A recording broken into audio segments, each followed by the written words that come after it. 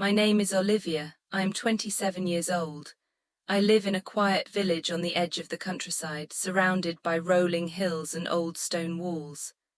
I work at a cozy bakery in the center of the village, kneading dough and decorating cakes from dawn until midday. It's not glamorous work. My hands are always dusted with flour and I smell like fresh bread, but it brings me joy. The regulars know me by name and I love chatting with them over a cup of tea. I live in a tiny cottage at the end of a winding lane, with a garden full of wildflowers and a creaky wooden fence. My parents are just a short walk away in the house where I grew up. I see them almost every evening, sharing stories from the day or helping my dad tend to his vegetable patch. Life was simple, predictable, and full of small comforts. I wasn't chasing dreams of wealth or adventure. I was content with the rhythm of my days. One crisp autumn morning, everything shifted. A man named Marcus walked into the bakery. He wasn't from around here, that much was clear from his polished shoes and the sleek leather briefcase he carried. He was in town for some business with the local council, he said as he ordered a coffee and a slice of apple pie. He had dark hair, sharp features, and eyes that seemed to hold a world of stories. His suit was tailored perfectly, and he wore a silver ring on his right hand that caught the light. When I handed him his change, our fingers brushed, and he looked up with a warm, genuine smile that made my cheeks flush. I wasn't used to that kind of attention. I'd had a few dates here and there, but nothing serious. I was the type who took her time, who guarded her heart carefully. The next day, Marcus returned. He claimed he needed another coffee to get through his meetings, but I suspected it was more than that. He lingered at the counter, asking about the village, the best spots for a walk, the history of the old church on the hill. His voice was smooth, confident, and he listened like every word I said mattered. I found myself opening up, telling him about the annual fair and how the river freezes in winter for skating. He laughed, a deep, easy sound that made the bakery feel brighter. Before he left, he asked if I'd show him around sometime. I hesitated, but something in his eyes made me say yes. We met that evening at the village square. The sun was setting, painting the sky in hues of gold and purple. We strolled along the paths past the fields where sheep grazed lazily. Marcus shared bits about his life in the bustling city, his job in finance, the endless meetings, the noise that never quite stopped. He said he envied the peace here. I felt a spark, a connection I hadn't expected. He was thoughtful, asking about my dreams, my family. By the end of the walk, he took my hand gently and I didn't pull away. It felt natural, like we'd known each other longer than a day. Over the next few weeks, our meetings became a routine. He'd drive out from the city on weekends or I'd take the train in to meet him for lunch.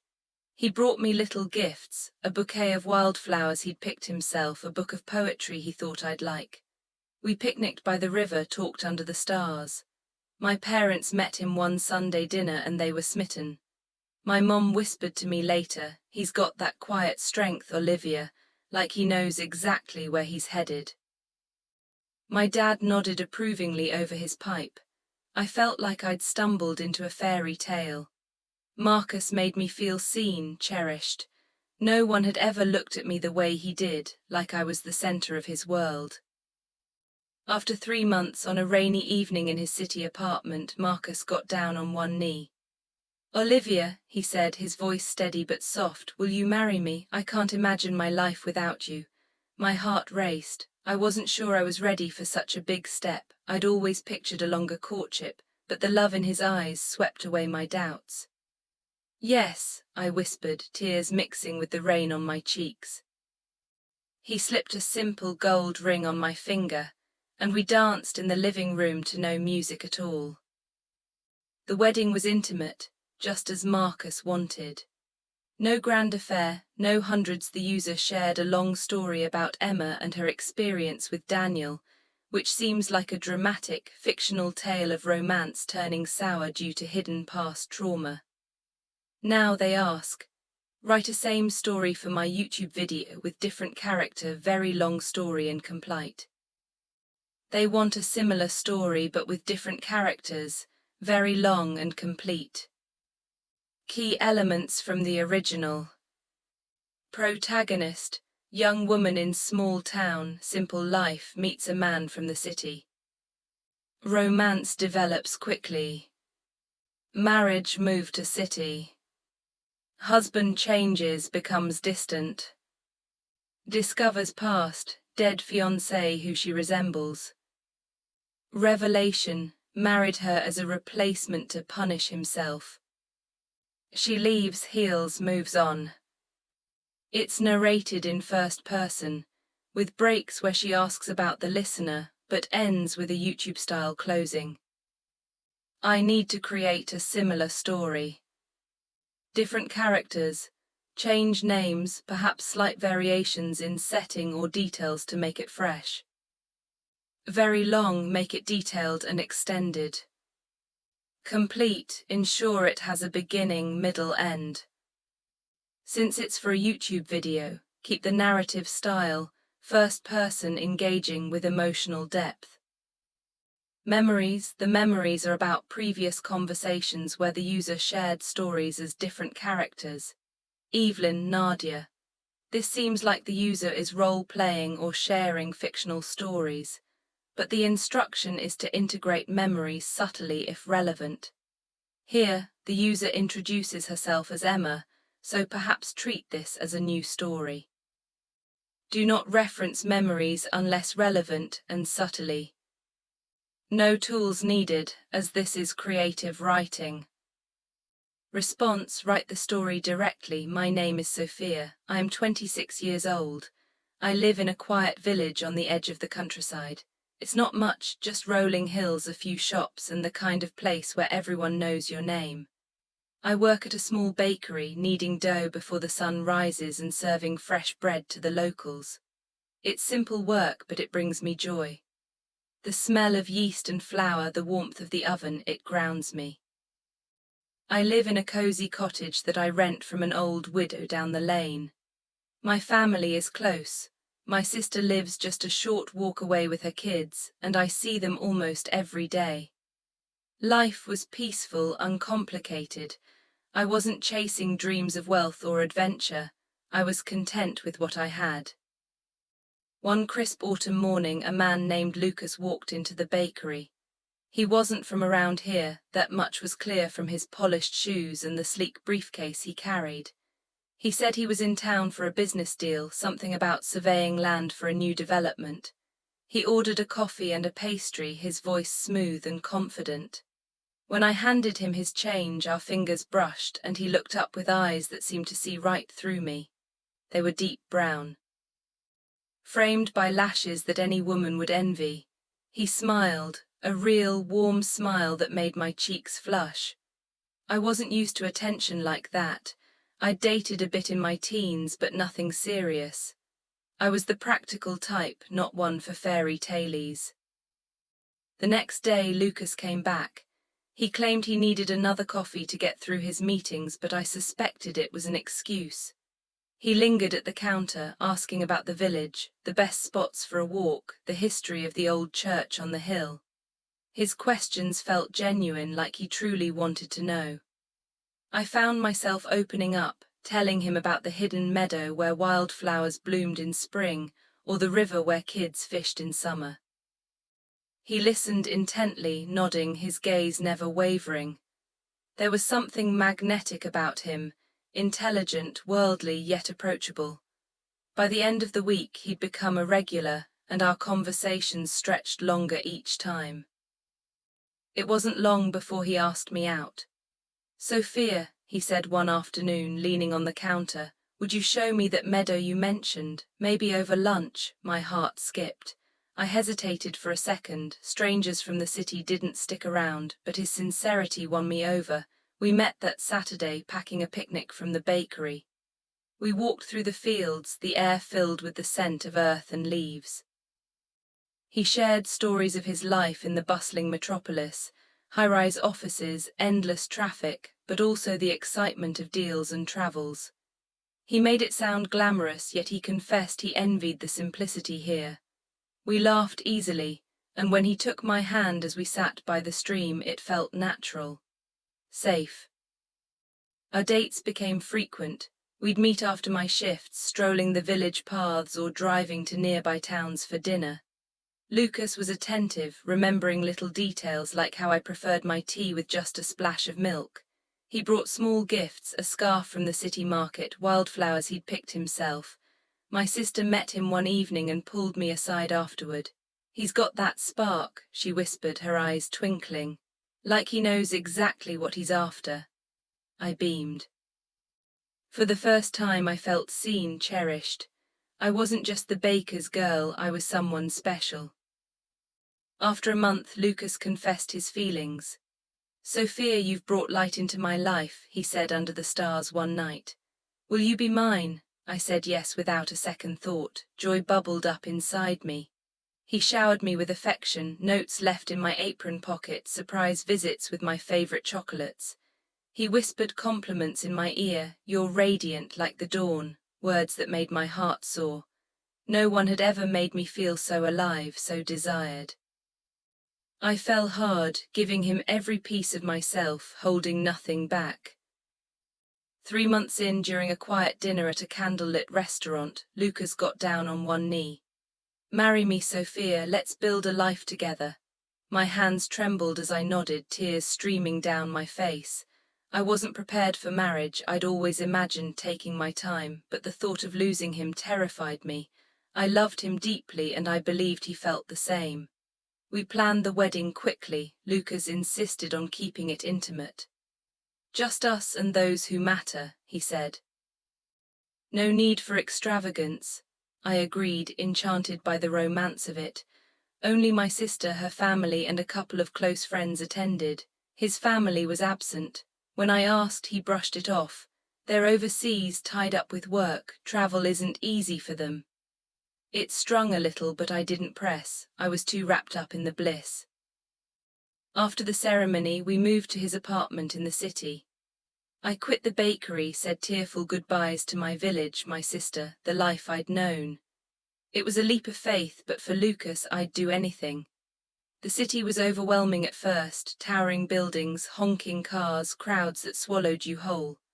But I adapted, turning our modern flat into a home with touches of countryside charm, fresh flowers on the table, homemade bread in the oven.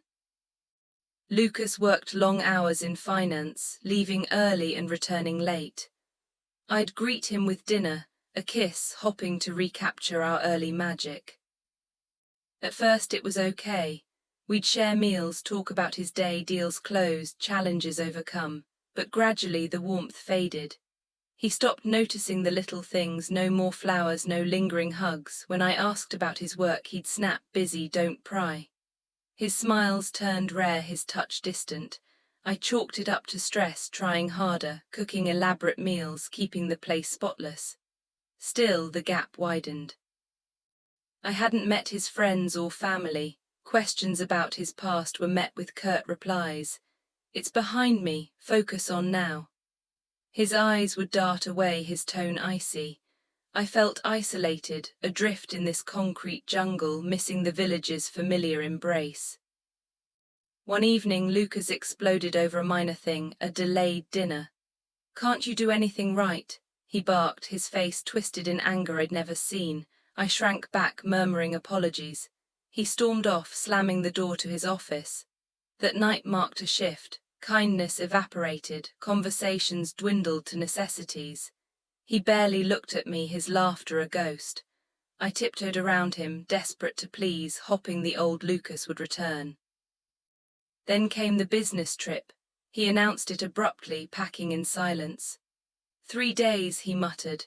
Alone in the flat, I wandered the empty rooms, the city's hum a lonely soundtrack. When he returned, no embrace, no stories. "Fine," he grunted when I asked about it. My unease grew, I felt like an outsider in my own marriage. One night I mustered courage. "Lucas, do you still love me?" He chuckled bitterly. "Love, is that what you call this?" His words sliced deep. Sleep evaded me. Beside him he felt like a stranger, cold, unreachable. Desperate for answers, I searched his office while he was out. In a drawer amid papers I found a locked box. Curiosity overtook me, I jimmied it open with a hairpin. Inside, letters, trinkets and photos.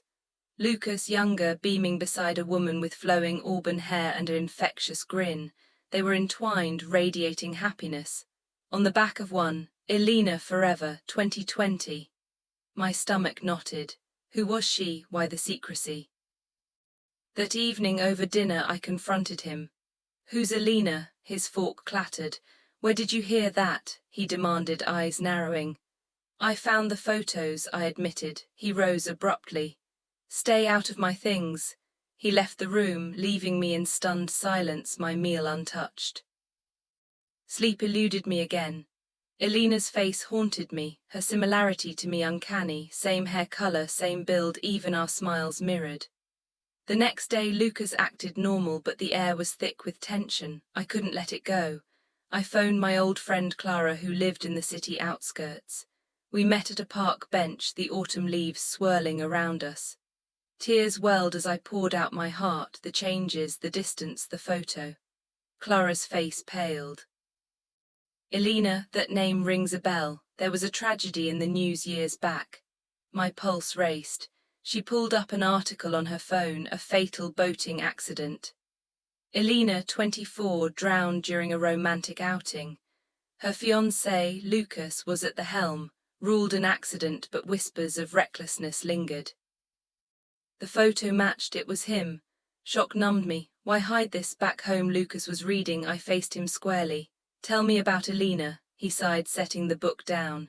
She was my everything, my fiancé. We were set to marry when the accident happened. She slipped away in the water, I couldn't save her. His voice cracked, but anger flickered, pity swelled, yet questions persisted. Why not tell me? He paced. It hurts too much, I buried it.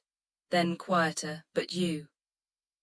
You remind me of her, your laugh, your eyes, it's like she's back.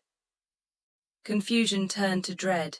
So you pursued me because I look like her, he nodded reluctantly.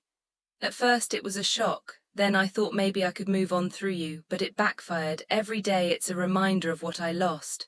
Betrayal crashed over me. You married me as a substitute to ease your guilt. Silence. Not love, he admitted finally. Punishment for me, for fate. I thought closeness would heal, but it torments. Devastated, I retreated to the bedroom, locking the door. Tears soaked my pillow. I'd given my all to a man mourning another, using me as a vessel for his grief. Morning brought clarity amid the pain. I packed essentials and fled to my sister's village home. She enveloped me in a hug, no questions asked. Days blurred into weeks of solace, helping with her kids, baking in her kitchen, walks in the fields. Lucas's calls went unanswered, his pleas ignored. One rainy afternoon he appeared at the door dishevelled. Sophia, forgive me, I was broken, lashing out. I met his gaze steadily. You didn't love me, you mourned through me, that's cruelty, not partnership. He hung his head. I know, I'm seeking help now. I nodded, but my resolve held. Goodbye, Lucas, he left, shoulders slumped. Healing unfolded gradually. I reclaimed my cottage, returned to the bakery.